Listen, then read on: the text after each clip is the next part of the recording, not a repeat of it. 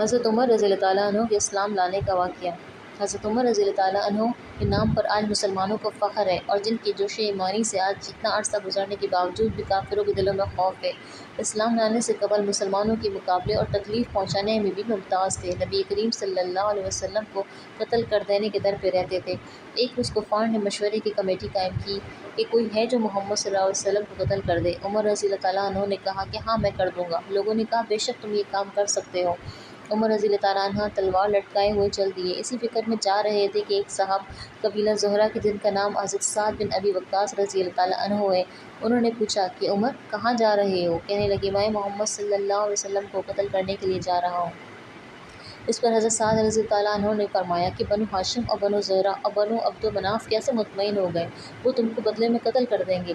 اس جواب پر بگڑ گئے اور کہنے لگے لگتا ہے تو بھی بے دین ہو گیا ہے، یعنی مسلمان ہو گیا ہے، پہلے میں تیرا کام تمام کر دوں۔ حضرت عمر رضی اللہ تعالیٰ عنہ نے یہ کہہ کر تلوار سنبھال لی۔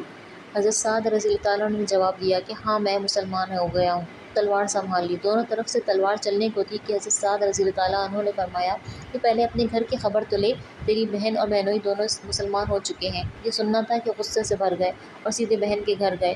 وہاں حضرت خباب رضی اللہ تعالیٰ عنہ دروازہ بند کیے ہوئے ان دونوں میاں بیوی کو قرآن شریف پڑھا رہے تھے۔ حضرت عمر نے دروازہ کھلوایا۔ ان کی آواز سے حضرت خباب رضی اللہ تعالیٰ عنہ جلدی سے اندر چھپ گئے اور وہ صحیفہ بھی جلدی میں باہر ہی رہ گیا جن پر قرآن آیات لکھی ہوئی تھی۔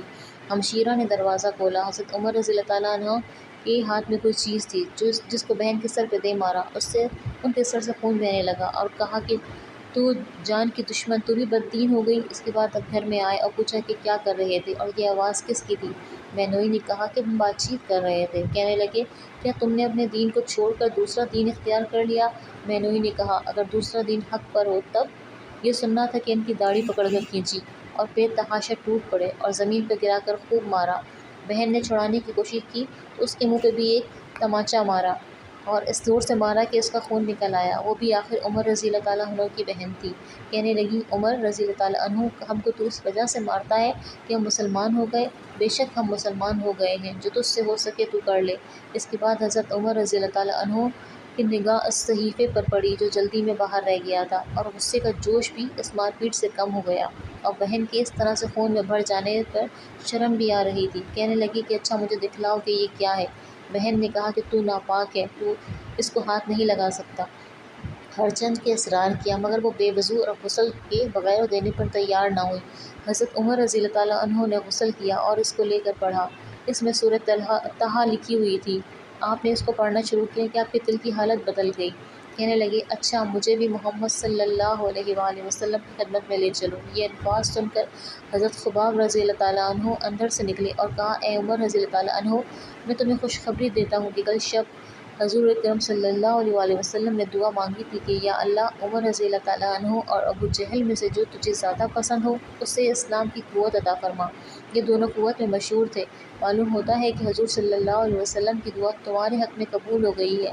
اس کے بعد حضور صلی اللہ علیہ وسلم کی خدمت میں حاضر ہوئے اور جمعے کی صبح کو مسلمان ہوئے۔ ان کا مسلمان ہونا تھا کہ کفار کے حوصلے پست ہونا شروع ہو گئے۔ حضرت عبداللہ بن مسعود رضی اللہ تعالیٰ عنہ فرماتے ہیں کہ عمر رضی اللہ تعالیٰ عنہ کا اسلام لانا مسلمانوں کی فتح تھی اور ان کی ہجرت مسلمانوں کی مدد تھی اور ان کی خلافت رحمت تھی۔ حضرت عمر رضی اللہ تعالیٰ عنہ 27 سال کی عمر میں مشرف با اسلام ہوئے تھے۔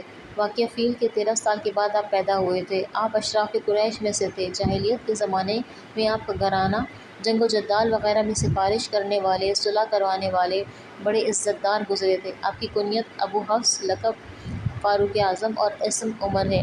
آپ بعثت کے 6 سال اسلام لائے تھے۔ جس دن اسلام لائے اللہ تعالیٰ نے یہ آیت نازل فرمائی اے نبی کافی ہے تجھے اللہ اور جو تابعدار ہیں تیرے مومنوں سے۔ آپ 40 مردوں اور 11 عورتوں کے بعد اسلام لائے تھے۔ ہجرت کے بعد 13ویں سال 23ویں جمادی الاخری کو خلافت پر بیٹھے۔ 10 سال اور 8 ماہ آپ خلافت پر رہے۔ آن حضرت صلی اللہ علیہ وآلہ وسلم نے فرمایا اگر میرے بعد کوئی نبی ہوتا تو عمر ابن خطاب ہوتا۔ ایک اور حدیث میں فرمایا عمر اہل جنت کا چراغ ہے۔